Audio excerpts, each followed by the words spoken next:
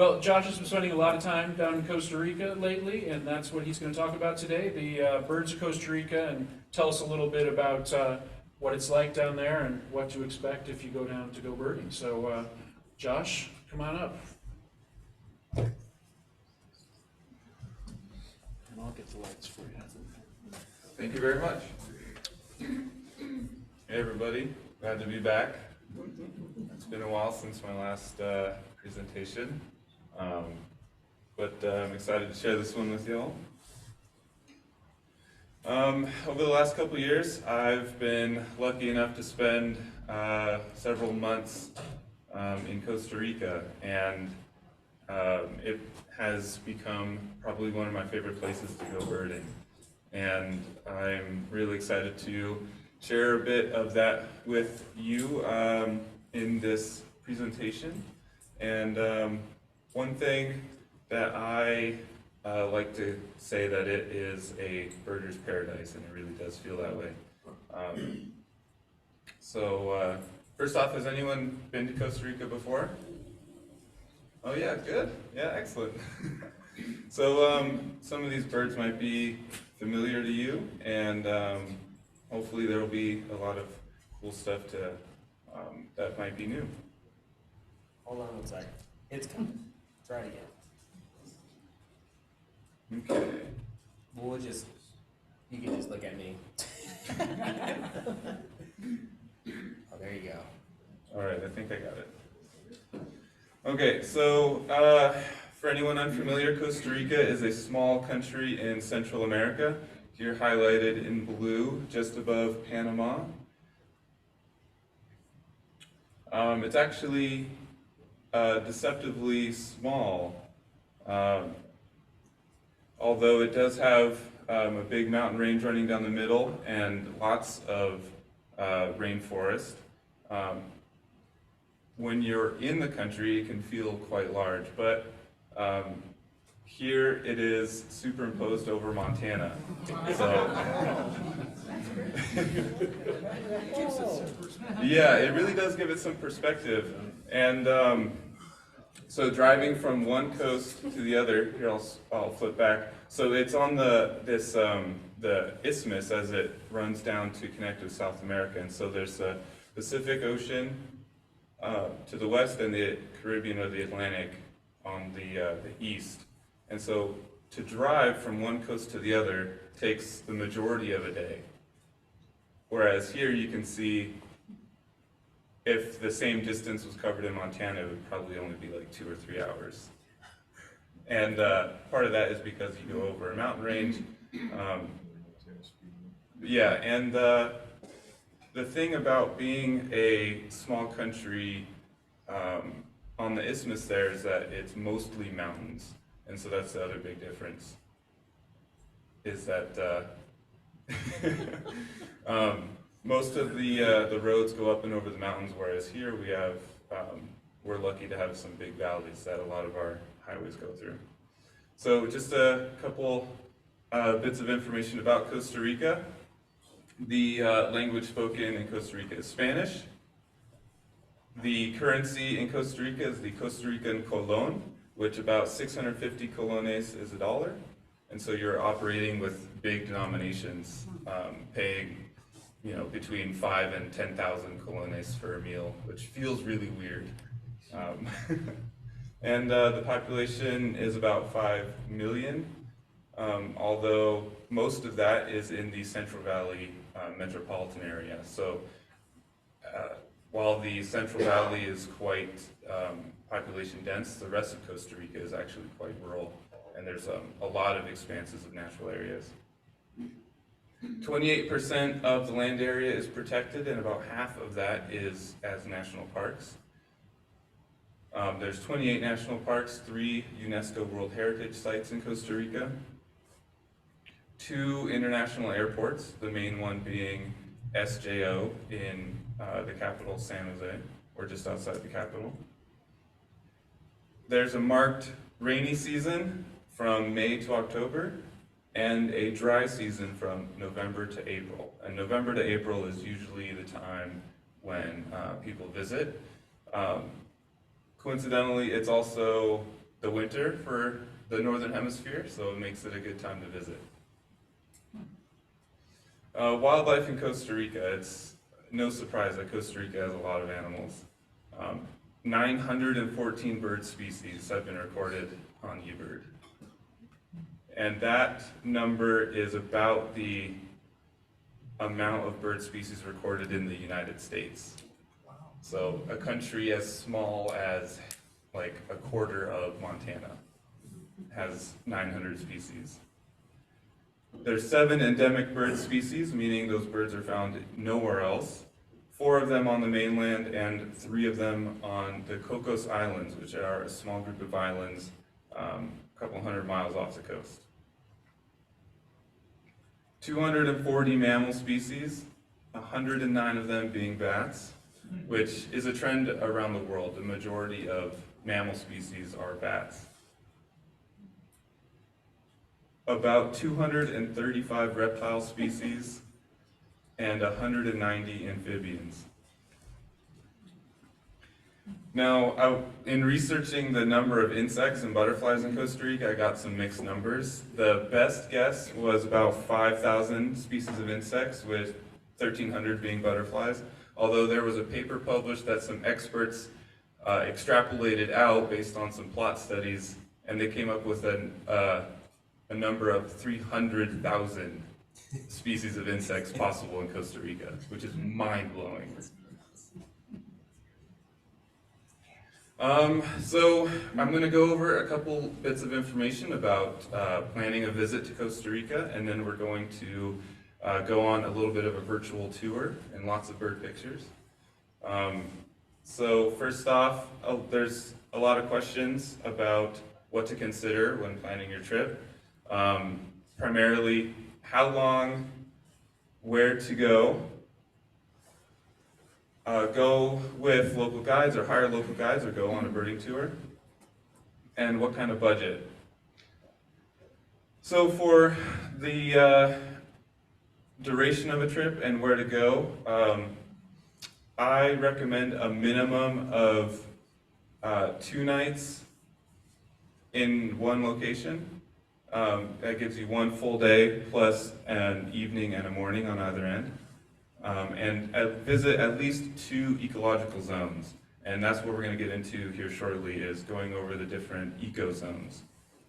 And 1 night in the Central Valley near the airport on the beginning and the end. So I think a good medium-paced trip would be a minimum of 6 days or 6 nights, 7 days. And that seems to be the standard. And you could build out from there. But a trip any shorter than that, I think is just a little too short, especially when you consider travel time. Now, there's a lot of options when it comes to going with guides and tours. Costa Rica has a fantastic birding community. There's local birding clubs, there's a lot of local birders, and there's a lot of them are also working as local bird guides. And so there's some bird guides that cover the entire country, and there's also bird guides that focus on a region, and some that focus on one national park specifically. So when you visit, there's a whole range of options. You can work with local guides for the entirety of a trip, or hire local guides individually at certain sites. There's a lot of good reasons to hire a local guide when visiting a foreign country. They can help with travel logistics and transportation. So, for instance, they could pick you up and take you birding, and they can work on arranging your stay at accommodations and all this stuff. There's added safety and security when traveling with a local guide, particularly in foreign countries, maybe where you don't speak the language there. There's always the uncertainty of whether a place is safe to visit. Luckily, Costa Rica is incredibly safe for tourists. It's probably the safest country in Latin America to visit. When working with local guides, you contribute to ecotourism and vote with your dollars, and meaning that the money coming into the country specifically for ecotourism and birding tourism really says something about the demand on Costa Rica, and because of that, Costa Rica has they set the bar for Latin American countries investing in ecotourism and investing in conservation and wildlife and land conservation. And of course, you see way more birds when you work with local guides. And a few tips on finding local guides. If you visit and you stay at birding lodges that advertise that they're a birding lodge, oftentimes they have local guides that work there at the lodge. Facebook is a great way. A lot of birders in Latin America use Facebook to network and to find clients. Often guides in Latin America will have their contact information as part of their name on eBird, and so that's a good way to spot a guide. If you're looking at eBird records for birds, it'll say like Diego, birdingadventures.com or something as their name. And you can always ask me. In my time there, I've met a lot of wonderful people, and I would be more than happy to connect anyone with these local guides because they're just fantastic. Going over this is a quick and dirty budget, but I think there are 4 ways to plan a trip to Costa Rica when it comes to birding. You can go totally independently, where you drive yourself, you manage your own transportation and logistics, and you don't hire any guides. You can go independent, where you get a car and you arrange your own itinerary, but you hire local guides at specific sites, like I was saying, at a certain area or at a national park. You can arrange for a full private tour with a local guide or a local tour operator, so they'll pick you up at the airport, run through a whole itinerary with them, and they'll drop you off at the end of your trip. And then you can sign up for a set departure tour with an international company. And so these will be the big all-inclusive tours that are set date, and you'll go with other participants. So sometimes the groups are as small as 4 to 6 people, sometimes they're up to 12 to 14. And here's a quick minimum estimate for what that's might cost, not including international flights there. But if you were to go totally independently, and this is on that 6-night, 7-day kind of minimum that I pointed out earlier, you can estimate about $600 for a week if you go totally independently, and there's a little plus sign because there's really no limit to what you could spend when you're traveling. If you go independently and hire local guides, you can bet that that'll be a little bit more, maybe about $1,000 for a week.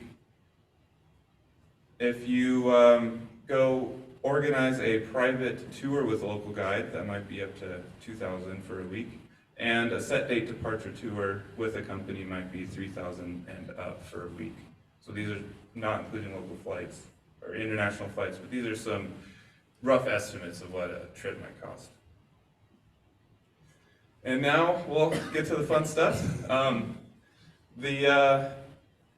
question I get a lot is like, what it's like, how's the birding there? Well, the birding is mind-blowing. It's fantastic.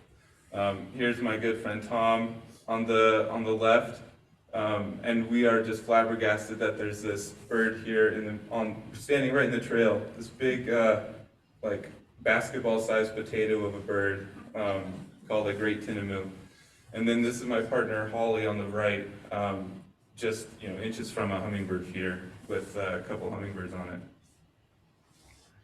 it. Most of the birding is rainforest, where most of Costa Rica is forest, and so a lot of the birding trails look a lot like this. Here's some examples of little 2-tracks and little trails through the rainforest and what the birding might be like. And there's also some open areas. There's in some of the more flat land of Costa Rica, there's a lot of cattle pasture, and this edge habitat can be really fun. Birding in the rainforest can be quite tight, and so when you get the chance to bird some open areas. It can feel a little bit different, change up the pace, and you get some longer views at birds. These are my parents, my dad and my mom, and this summer I took them to Costa Rica for their first time, and we did a little bit of birding, and it was fantastic. They loved it. So here's a sort of a topographical map of Costa Rica. You could see in the middle there's a spine of mountains that runs right through it from the southeast to the northwest. Then there's lowland on the Caribbean side and the Pacific side. And that's sort of what defines the 4 ecological zones of Costa Rica. There's a Caribbean slope, a mountain highland in the middle, and then a Pacific slope. And the Pacific slope is divided into the dry Pacific and the humid Pacific. And so when I mentioned earlier about on a week-long trip, maybe visiting 2 ecological zones, that would be these. That would be incorporating 2 different, at minimum, ecological zones on your trip, just to add diversity. So this is the Caribbean slope. Now, I'm not calling it the coast because it's not specifically the coast, but if you were to fold the country along the mountain range in the middle, you would get a Caribbean slope and a Pacific slope. Here's the mountain highlands in the middle, and here I have highlighted, I think, elevations above 2,000 meters, which is approaching 7,000 feet, somewhere around there. The dry Pacific slope is the northern Pacific side, and then the humid Pacific slope is the southern Pacific side. And so we're going to do a little virtual tour around some of my favorite places in the country and visit each one of those ecological zones.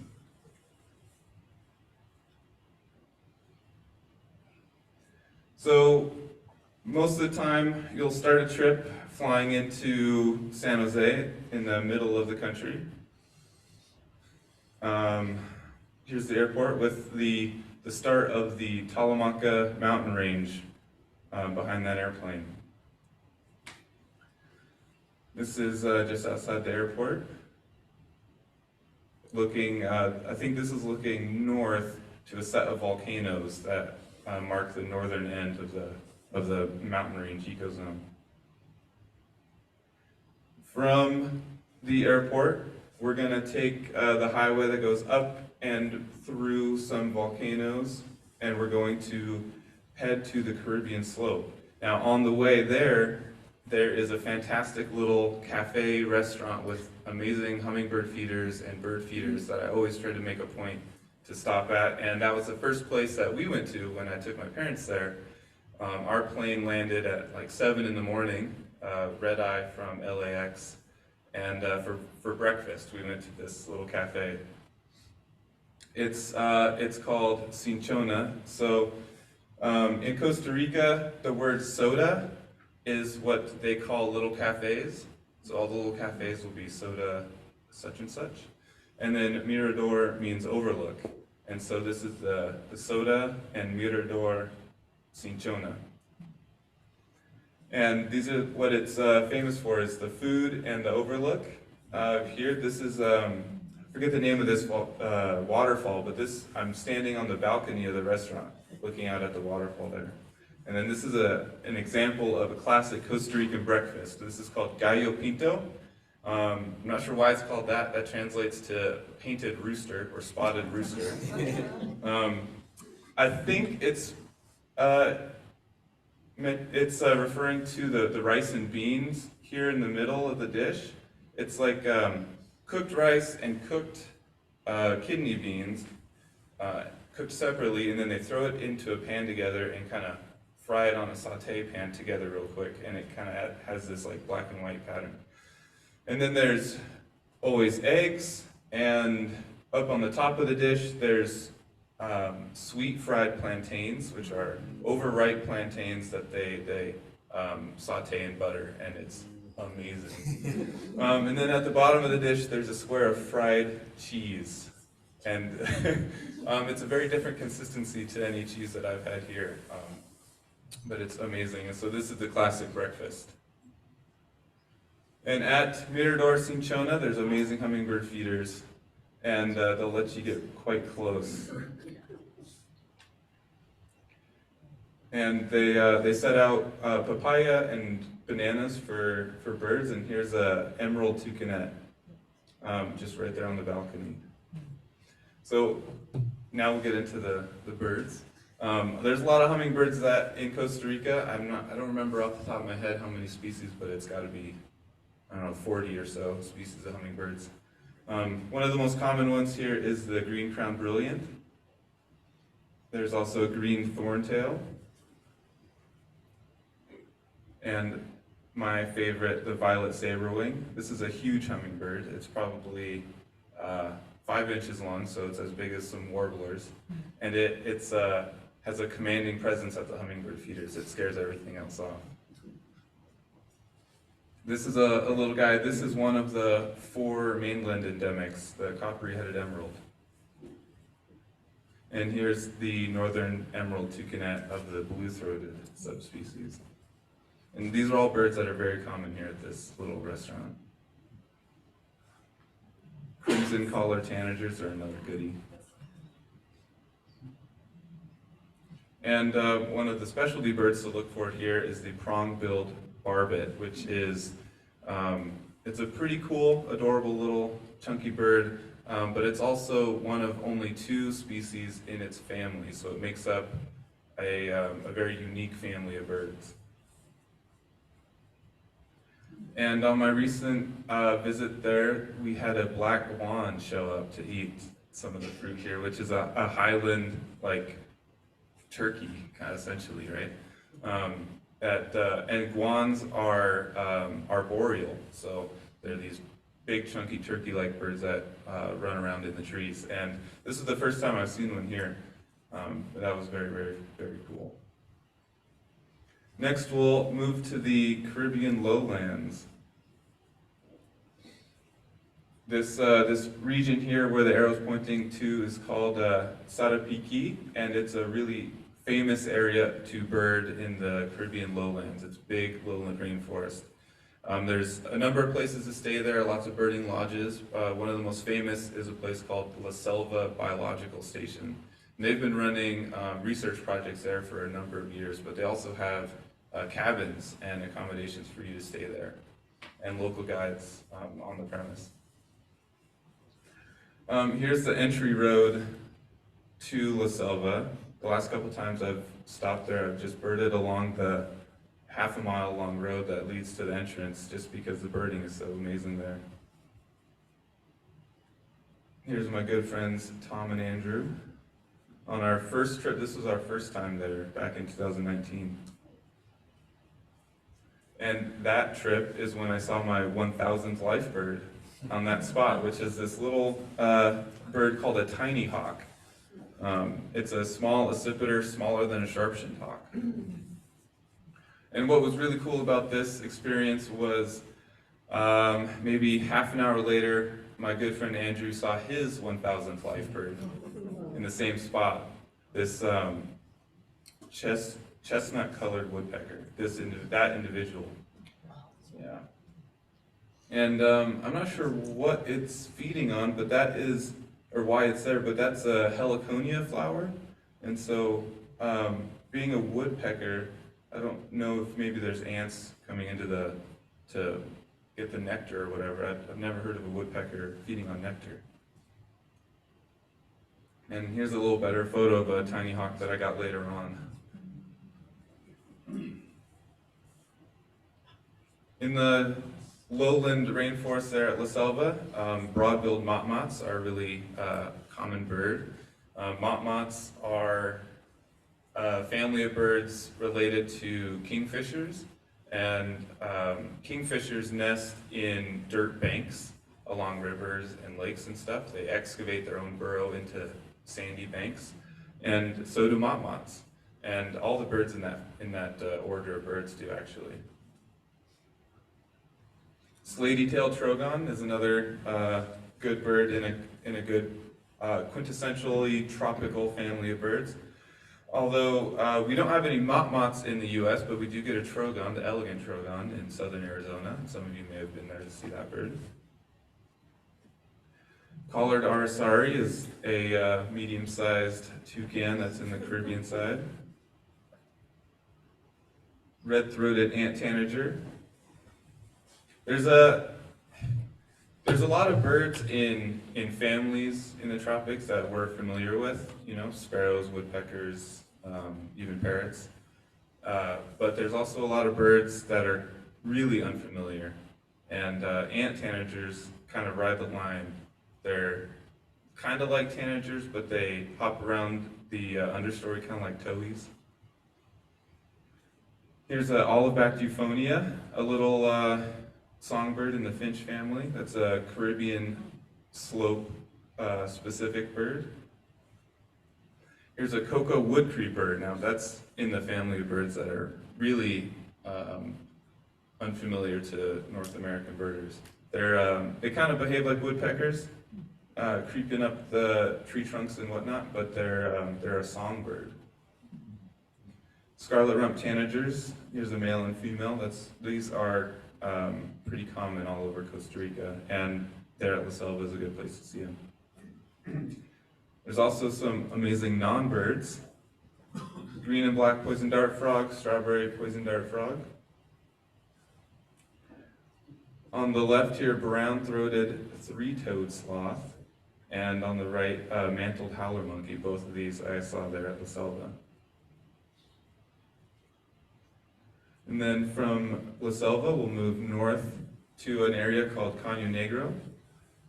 It's an amazing wildlife reserve that is primarily wetlands. And so what we do here is we go on a boat trip. And we work with local guides, and we'll spend the morning out on this little boat, maneuvering around this slow-moving river through the forest and through some wetlands.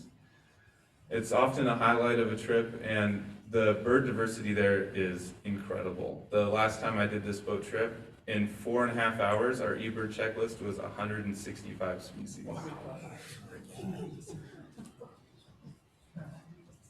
And if no one's birded by boat before, I highly recommend it. It's really fun.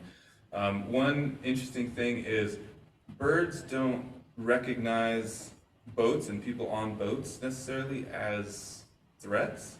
And so a bird that might be quite skittish to walk up to, like some of these kingfishers and other water birds, if you walk up to the riverbank, you'll flush a kingfisher, but you can get right next to it on a boat. Like this. This is a ringed kingfisher, the biggest kingfisher in the Americas, and there are dozens and dozens of these on these boat trips. This boat trip is also a great opportunity to see all of the kingfishers in the Americas. There's only 6 in the Americas. In Costa Rica, actually, belted kingfisher is the rarest. Amazon kingfisher is another really common one. Some of the highlights for visiting birders are the small guys. This is the American pygmy kingfisher. This is the size of a warbler. And probably the hardest to find is the green and rufous kingfisher. There's a lot of big water birds that you see on this boat trip. This is an anhinga. This also makes it into the southern U.S.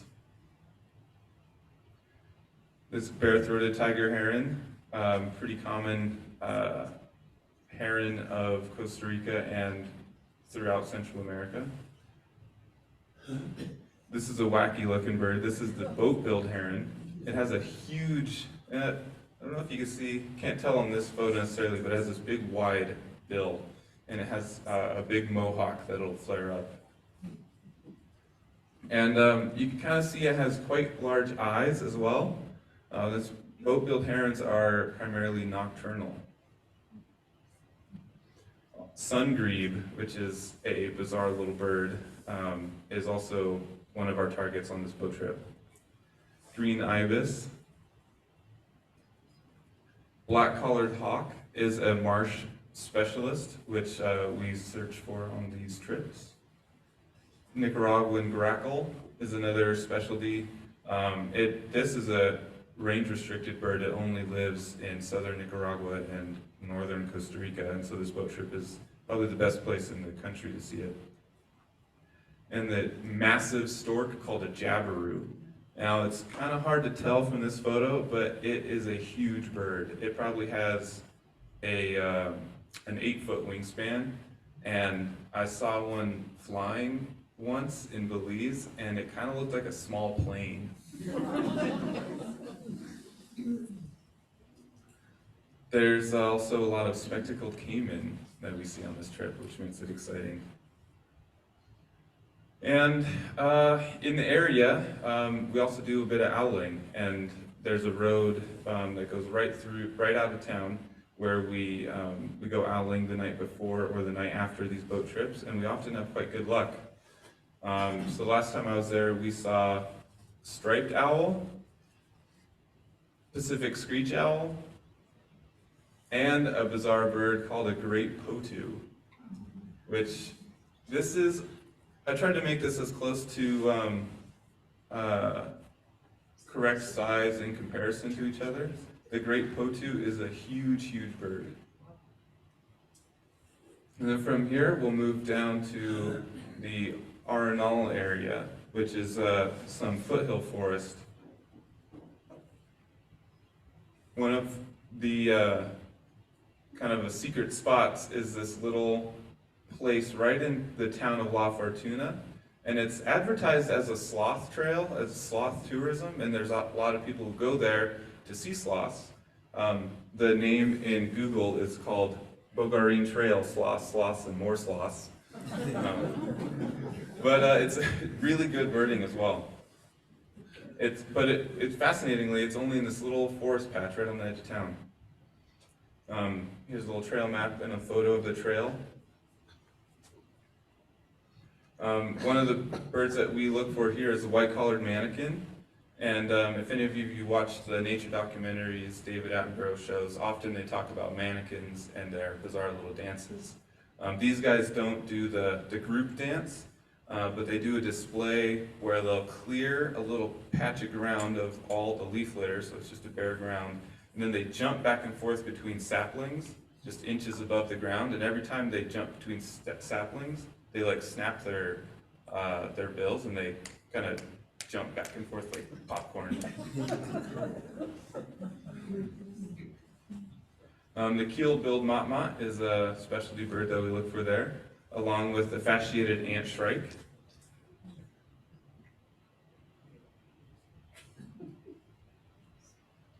And they often have a roosting black and white owl. And so the last time I was there, we looked for this owl. We found it up in this tree, and then we noticed a tour group on the other side of the tree looking up as well, and we thought that they were looking at this owl, but they come to find out they were looking at this sloth. This is also a brown-throated three-toed sloth. From there, we'll go to the area right on the flanks of this volcano. Right in the middle, you can see the this volcano Arenal. And so here is at the Arenal Observatory Lodge. They have a bird feeding setup. Here you can kind of see on the right-hand part of the screen. And then here is, it goes up into the clouds, but this is the big volcano. Here's my friend Jeff taking a picture of this really cool bird on the bird feeder, the great curassow. It's a big, showy game bird-like, turkey-like thing. And I think the males are gorgeous, but the females are extra cool. They have all this cool black and white pattern on the head and the tail, chestnut body. There at Arenal, there's also some really friendly coatis. And so here on the right, or on the left, is a picture of me trying to fend off this coati who also wanted my peanut butter and jelly sandwich. Some of the common birds at Arenal are green honey creepers. golden-hooded tanagers, Montezuma oropendulas, which are giant blackbirds. These things are almost the size of ravens. On the hummingbird gardens there, we often get black-crested coquettes. And another specialty bird up there, the blue and gold tanager. And in the fast-flowing streams there, if we're lucky, we run into a sunbitter. And it's kind of behaves like a heron, but it walks around the edge almost like a rail does. And its closest relative is this bizarre bird called the kagu, which only lives on the island of New Caledonia off of New Zealand. That's its closest relative. Arnall is a great place to look for antbirds. Antbirds are a cool family of birds, often in the understory. Now they're called antbirds because some of them follow ant swarms, and that is a really cool thing about birding in the New World tropics, are ant swarms. And so there's army ants that that basically have, you know, hundreds of thousands or millions of individuals, and they spread out in this they call them raids. And so these army ants basically just thoroughly go through the forest floor, and they eat other insects, little lizards, anything these army ants can get, they just subdue and devour. And as these raids are moving through the forest floor, all of the small critters in the leaf litter are trying to flee this army ant raid. And so these antbirds, they don't eat ants, but what they do is they eat all of the insects and small vertebrates that are fleeing the army ant raid. So I have a quick video of an ant swarm that I saw across this path here. Let's see if I can play it. You can see just they're pouring over the edge of the trail, just covering this walking path. And so on the leading edge of these army ant raids will be antbirds and wood creepers and all these other cool birds, quote, attending the army ant swarm. If you were standing there, would they eat you? They, you know, the ants, they're really, they go off smell a lot, right? So they might crawl up you a bit, but they can smell that you're not a tree and you're not like a cockroach or a spider. So sometimes they'll go up your legs a little bit, but they don't harm you at all because they can tell that you're not a food source. And although we do really try to not get in the way. But yeah, it's usually not that big of a deal. So here's a little video of 4 or 5 ruddy wood creepers attending this army ant swarm. And when birds attend the swarms, they just get into a little bit of a frenzy. These birds are jumping back and forth and flittering on the ground, catching all these little bugs. And that was with my cell phone. I was standing right there. And so when these birds attend army ant swarms, they often just totally lose their fear. This was a photo I took where I was taking that video of a ruddy wood creeper. Here's a bicolored antbird, another army ant swarm attender. So some antbirds don't attend army ant swarms and some do. And this is one of the army ant birds. This is an ocellated antbird. A really cool looking bird with this bizarre blue, like bear skin around the eye. This is one of the high targets for anyone visiting Central America. This is an obligate army ant attender.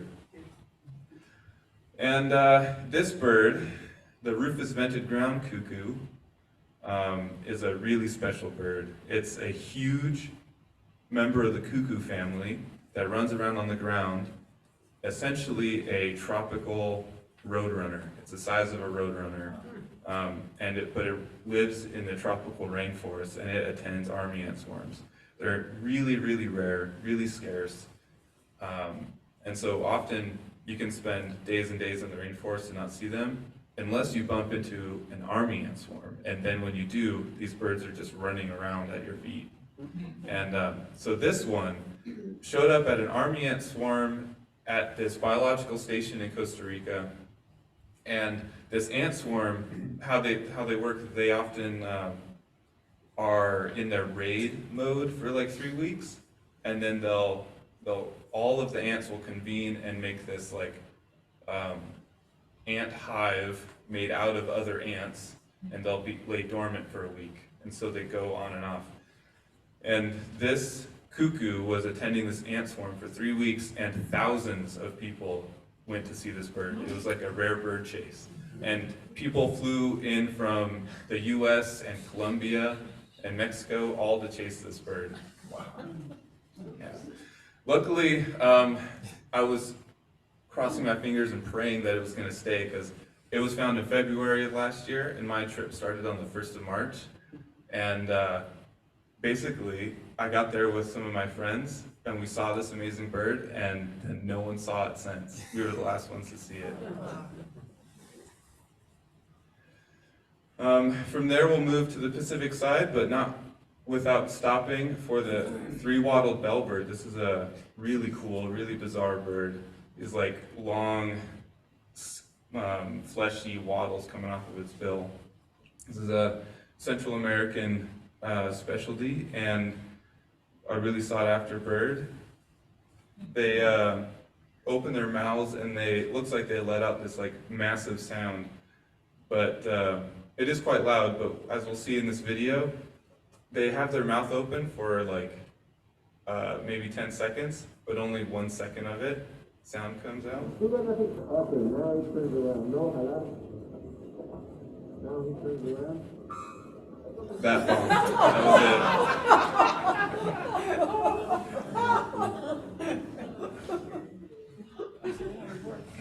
Yeah, it seems like a lot of work for that one sound. I don't know what's going on. All right, from there we'll head to the Pacific side. I'll try to flip through these quick. I know we're a little, I have a lot of bird photos, so. We'll go to the Pacific slope and we'll visit the dry forest and the humid forest. In this spot here where the arrow's pointing, this is right at the transition zone.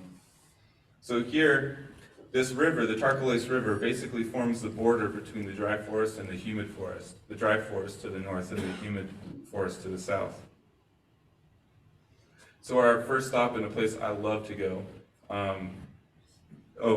This is a national park here, Carrara National Park.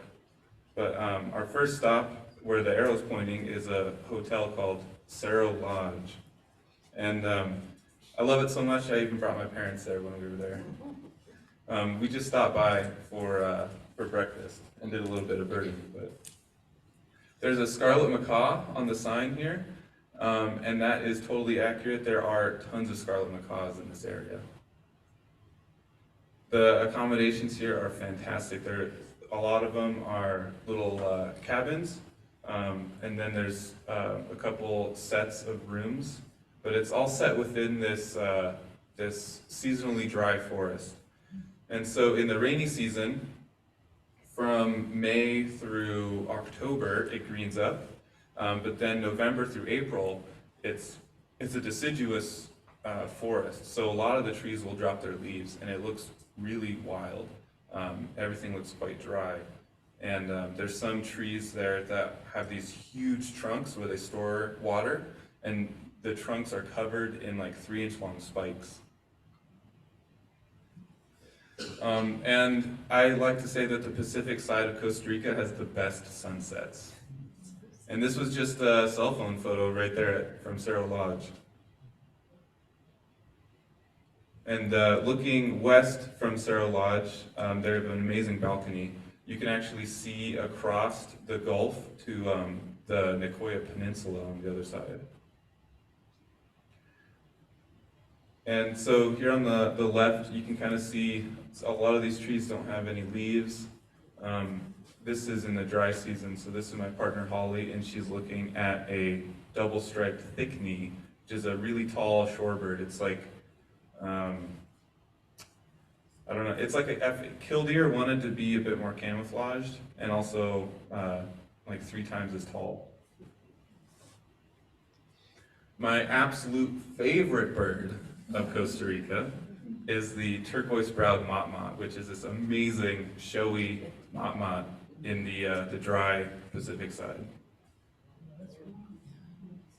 They're just absolutely stunning. They have these long tail rackets where the central stem of the feathers don't have any barbs on them until the end, and they get these big rackets. Brilliant iridescent turquoise brows, blue on the wing, just oof. Yeah. It's I had to put multiple pictures in it, just love them. Yeah, they're absolutely fantastic. It's the national bird of El Salvador as well. And here's a scarlet macaw that I got a photo of there at Cerro Lodge. We had one scarlet macaw actually land on the balcony of the restaurant and fly in and try to get some food from someone's table. Another amazing bird there is the, oops, that's supposed to say white-throated magpie jay, my bad. But it's the white-throated magpie jay, which is this amazing bird, beautiful long tail, resident of the dry forest. Orange-fronted parakeets and rufous-naped wrens are also common birds of the dry forest, along with striped-headed sparrow and striped cuckoo. Now this is a really cool bird. It's, like most cuckoos, often quite hard to see, but every once in a while you'll get a view of one singing, and they kind of rock their body back and forth and raise and lower their crest as they're singing. And I have a little video of that here. Might be a little small, but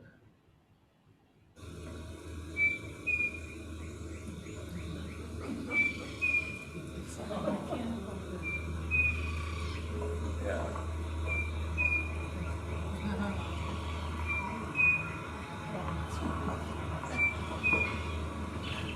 One of my favorite birds of the dry forest right there.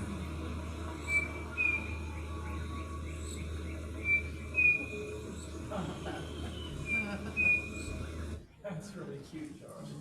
Yeah, thanks. Well, I guess I should stop saying one of my favorites. They're all one of my favorites. This is the long-tailed manakin, and it's one of those.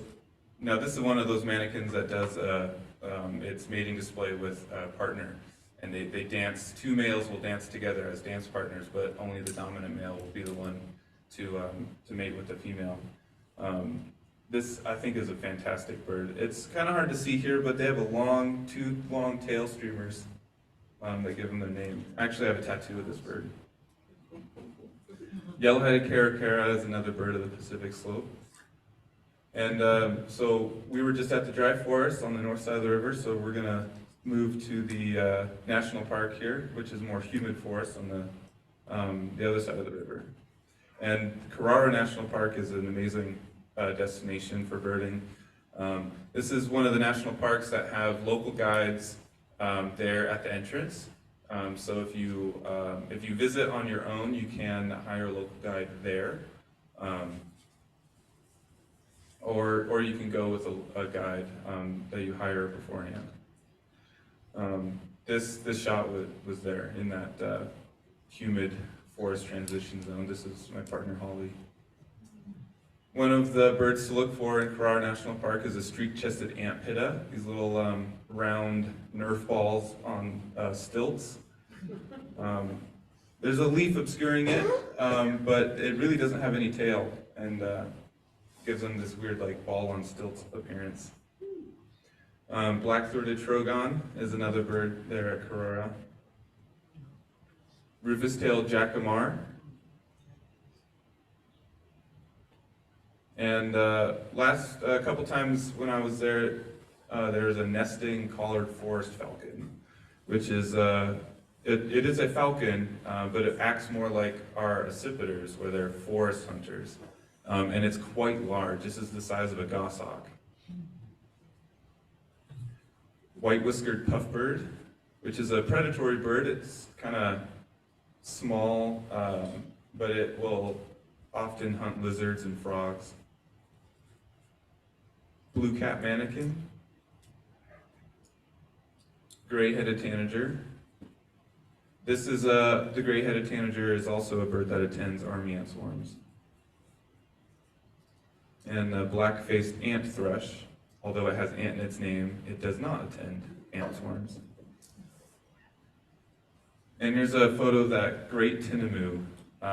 This is a very cool bird to get a look at because you often only hear them. But at Carrara, there's a couple that are quite tame. And so we'll go back to this photo of Tom pointing at one in the trail. Big, round, basketball-bodied bird with a skinny little neck and this little head. These are, they're in the order of ratites with emus and ostriches, which is quite interesting. Yeah, although these guys can fly. Oh yeah, there's the bird.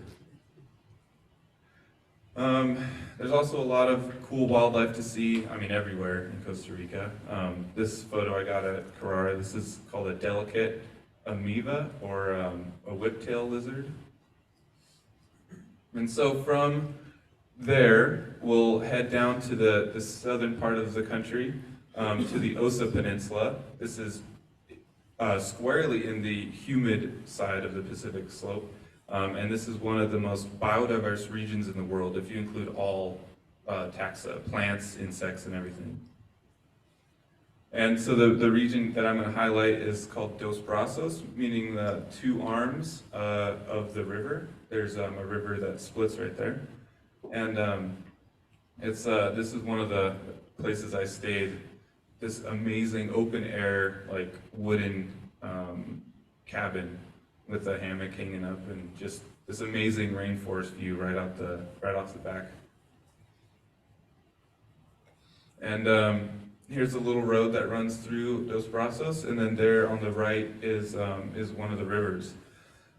And the river is a good birding destination, which has a specialty bird that I'll come to later.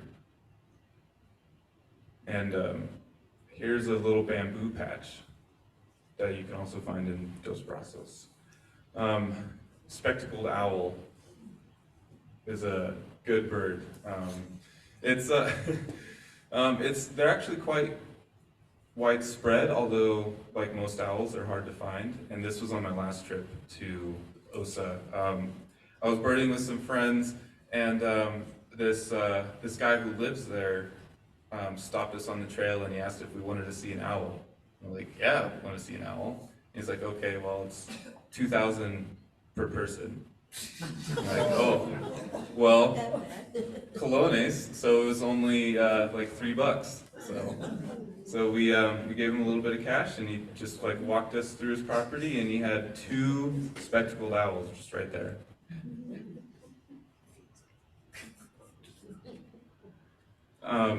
One of my favorite birds of my last visit there was this black-striped wood creeper, white-vented euphonia. It's another bird to see there, along with the golden-naped woodpecker. The golden-naped woodpecker, here's the female with gold on the front of the head and the back of the head. Then here's the male with a bit of red. This is a Pacific slope specialist, so this is only found here on the humid Pacific forest. Same with this Baird strogon. Now this was my main target when I was there, to get a good photo of the Baird strogon. This is only in the humid Pacific forest of Costa Rica, and it's also an endangered species. Along with this, the black-cheeked ant tanager. This is one of the 4 country endemics, only found on the Osa Peninsula, this one, and it's also an endangered species.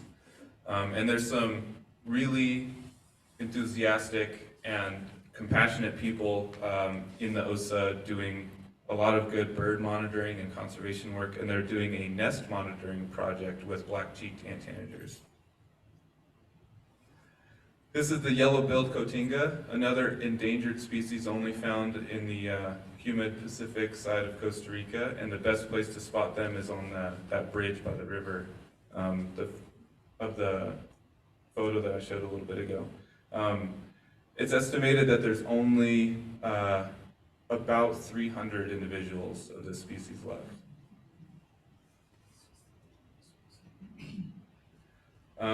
This is along that river where I saw the cotinga. One of the days when I was birding that river looking for the bird, we had this Central American river otter come running across the river. When I first saw it, I wasn't expecting an otter. I almost thought it was like a cat of some kind, which was a bit of foreshadowing because the next morning when we were there, I don't have a photo of it, a jaguarundi, which is like a miniature mountain lion, ran across the river, and that was amazing. So it just kind of highlights how there's a lot of cool, unique and uncommon animals, birds or otherwise, in Costa Rica. Although Costa Rica gets a lot of tourism, and there's a lot of people out there looking, you can always find some rare stuff. At our cabin on the Osa Peninsula, there was some greater sack-winged bats roosting in it, which is something that we're not used to here, mostly because our homes and our buildings are like quite sealed up. But in places where maybe you don't have air conditioning and it's quite hot, a lot of the buildings are open, sometimes not even having screens on the windows. And so you get used to wildlife moving in through the cabins. And some of them are a bit more sealed up than others, but this one was quite open air. So we had like crickets and ants, and we had a couple frogs, and then a group of sack-winged bats spending the day up in the cabin. Last time I was there, I had this amazing encounter with a Sicilian, which I don't really know much about. It's some weird blind, legless amphibian. That's all I really know about it, but it was fascinating. I knew it was very rare. And we also saw a kinkajou, which is this cool prehensile tail arboreal relative of a raccoon. So moving from the peninsula, we're going to go up into the mountains. And up here in the Talamanca Mountains, this makes up the last ecozone that we'll hit, the mountain highlands.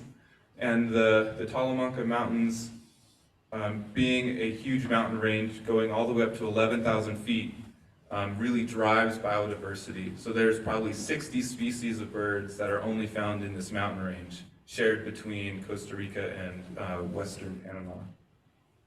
Here's a view from one of the cabins up in the mountains. So it's some of the landscape can be quite steep, and it looks quite tropical, although this photo and these cabins were at about 8,000 feet, and it was like 40 degrees that morning. And it's also the cloud forest, right? And so the cloud forest creates its own ecosystem, and although it might not rain every day, it can be foggy and misty every day. And so with an average like daily temperature high getting between like 55 and 65 degrees, and it being like misty every day, it often feels a lot like the Pacific Northwest. And so going down the list of birds only found in the Talamanca Mountains, this is a really fun one. A lot of people will go for it, the collared redstart. It is a true warbler, a lot like our warblers. Along with this one, the flame-throated warbler.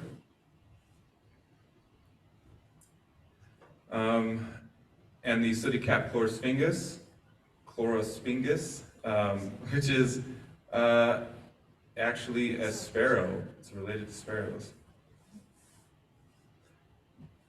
I like birds that have a lot of hyphens in their name. I try to see what bird has the most hyphens. This one is up there with 3. The black and yellow silky flycatcher is a Talamanca endemic, along with the slaty flower piercer.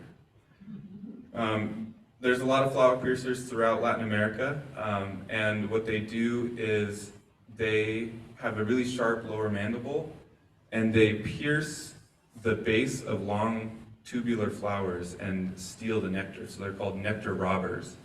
So the flower and the plant doesn't get anything out of it, but the flower piercer gets the nectar. There's a lot of cool hummingbirds up there. And interestingly, in the neotropics, bird diversity per family, right? So let's say like woodpeckers, for instance. There's more species of woodpeckers in lowland habitats than up in the mountains. And that's true for most birds, other than tanagers and hummingbirds. They have their peak diversity up in high elevations. The Talamanca hummingbird is one of the big ones that we'll see up there. And another one of my favorites, the fiery-throated hummingbird. Its body is almost completely iridescent and has these patches of orange and yellow in the throat, blue on the head, blue on the breast. And if they turn their head right, they just get this amazing ruby, fiery glow.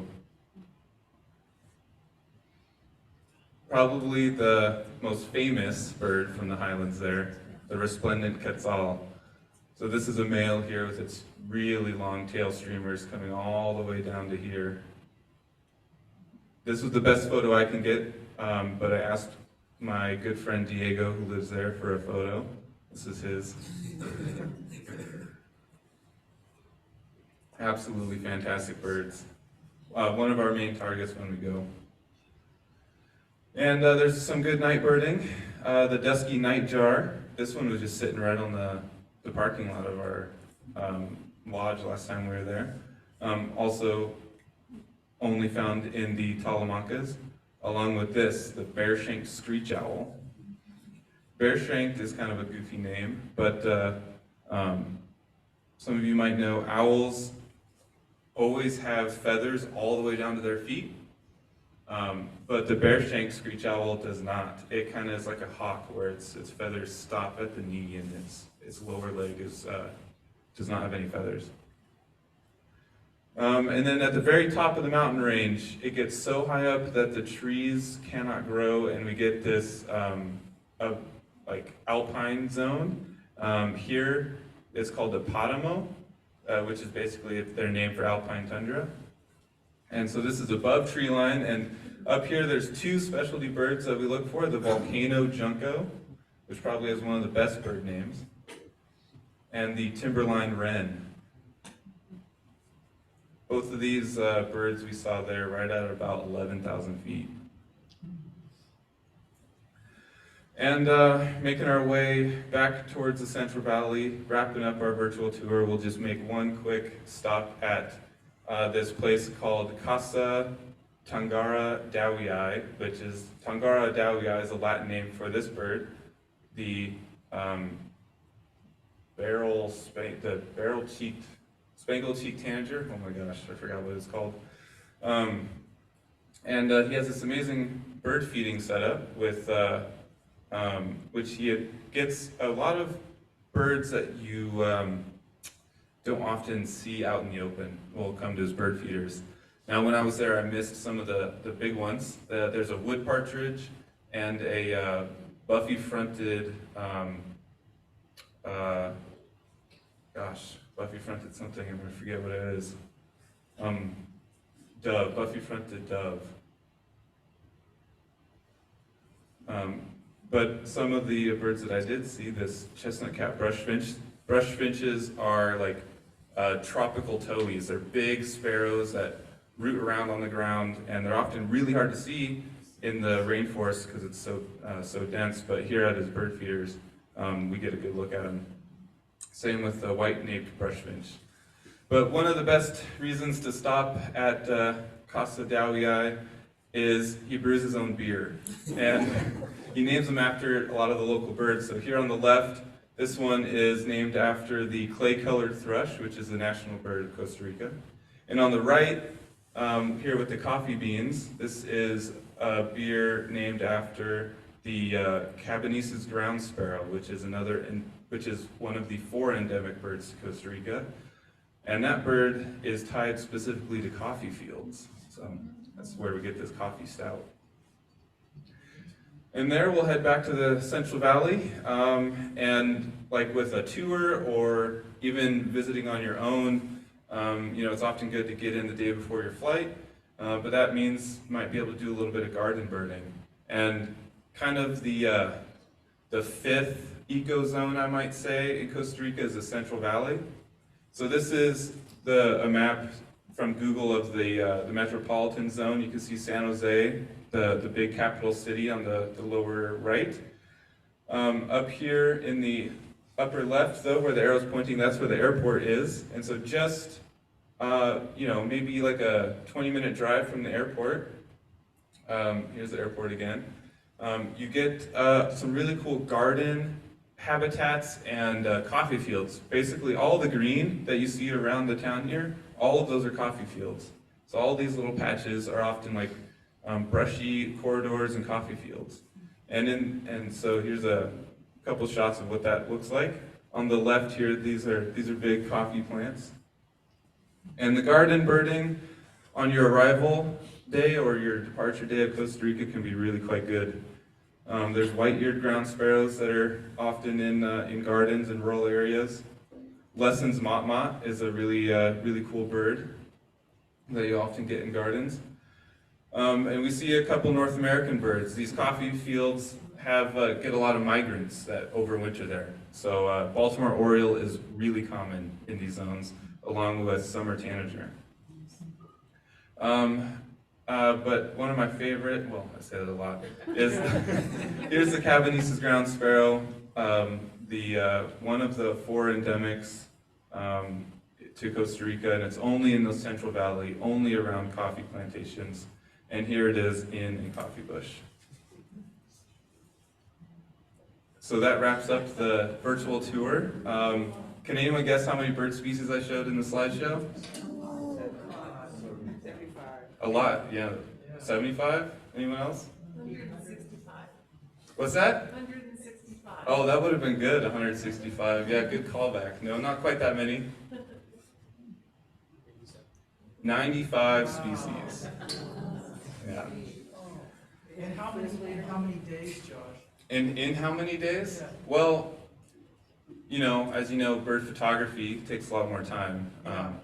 So to collect that many photos of those species took a few trips. But if you do like the 6-day or 6-night, 7-day trip into ecozones, you could get 250 to 350 birds, depending on where you go and whether you hire local guides and whatnot.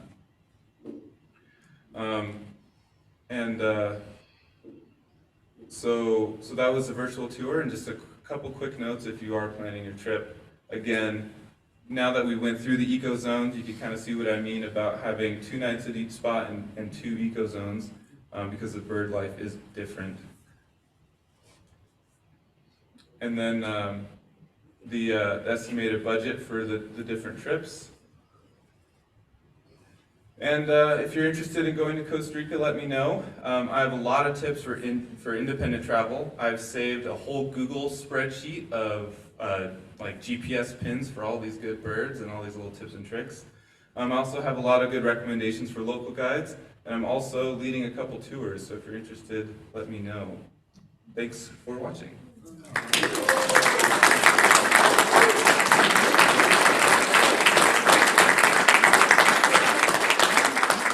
Does anyone have any questions? When do we go? Yeah. We had somebody ask online, what kind of a camera equipment do you use? Oh yeah, good question.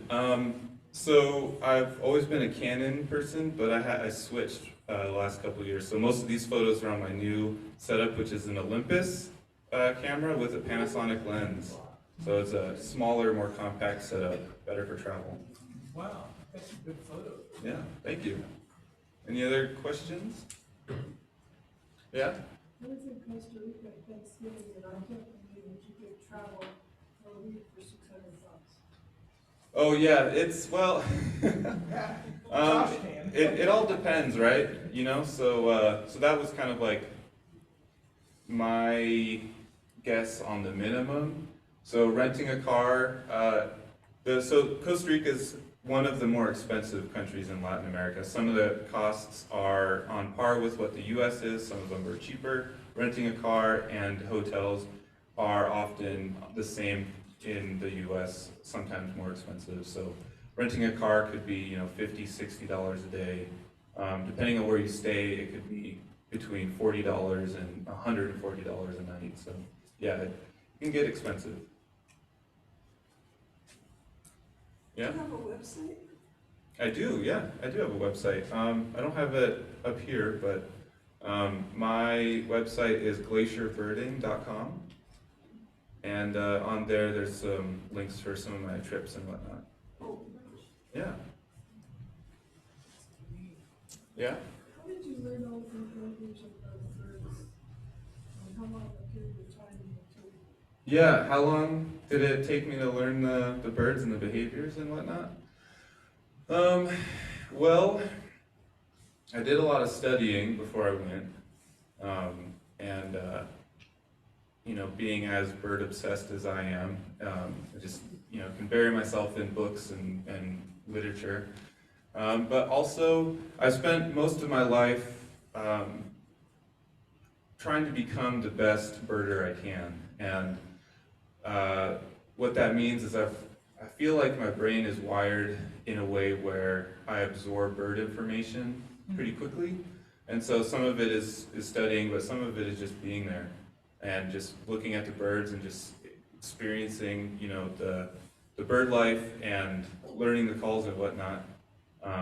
On the ground, I've spent about 3.5 months in Costa Rica combined, but I've spent a 1.5 years worth of time in Latin America in general over the last 4 or 5 years.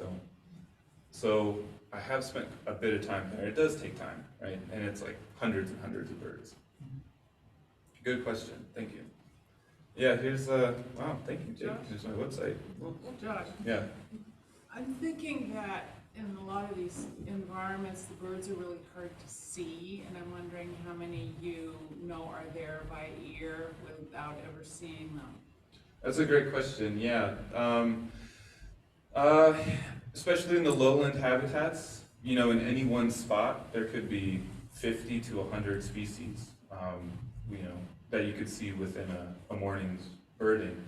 But how easy are they to see, right? And so, I guess I didn't mention it, one of the reasons why I call Costa Rica a birder's paradise is, although it is rainforest birding, which can be quite difficult, I think a lot of the birds are quite showy. From what some of my friends have said, some of the blogs that I've read about birding in other tropical places, especially tropical Asia, it is so hard to bird there. Latin America and Costa Rica, I think especially, the birds are just a lot more prone to being out in the open, even if they are like interior forest species. So in that way, I think you actually see quite a bit. So if you're birding with a guide, often they'll point out birds that they're hearing, but and then they'll use playback or spishing or something to kind of bring the birds out into the open. So that helps a lot, right? Playback is actually really important as a guide, because in the tropics, if you're birding a little trail in the rainforest, you might hear a lot of birds, but only see maybe 25%. So if you can, you know, coax another 50% out, that helps. But also, there's a lot of lodges with bird feeders and hummingbird feeder setups, and that's another reason why I think it's a birder's paradise. You can kind of sit on the balcony with your morning cup of coffee or whatever, and you can have 25, 30 species just right in front of you at any one time. Yeah, good question. Thank you. So, hey, Josh. Yeah. So, like, those of us who, like myself, are just learning and using apps, can you use in Costa Rica, or do they have to kind of leave those technological things here? Great question. There are a couple paper field guides, but the Merlin app is a great app. It acts as a field guide, but also it has a bit of identification features built into it. Although Merlin has come out, it has the AI feature, so I don't know If you're familiar, the Merlin app can identify a bird by a photo or by sound, and it's really robust for North America, Europe, and India. It hasn't quite expanded to Costa Rica yet. Although the Seek app, and Seek is tied in with iNaturalist, which is kind of like eBird, but for all life.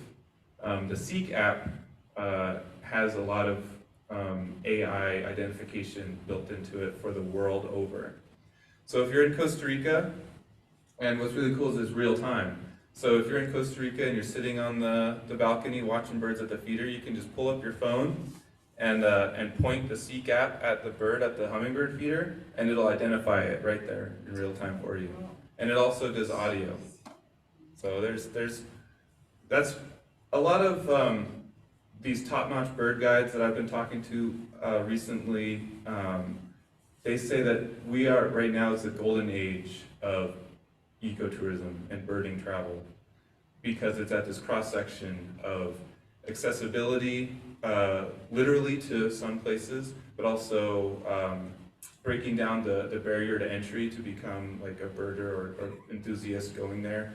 The books and the apps and the resources, it's a great time. Thank you. Thanks, everyone. Oh, thank you.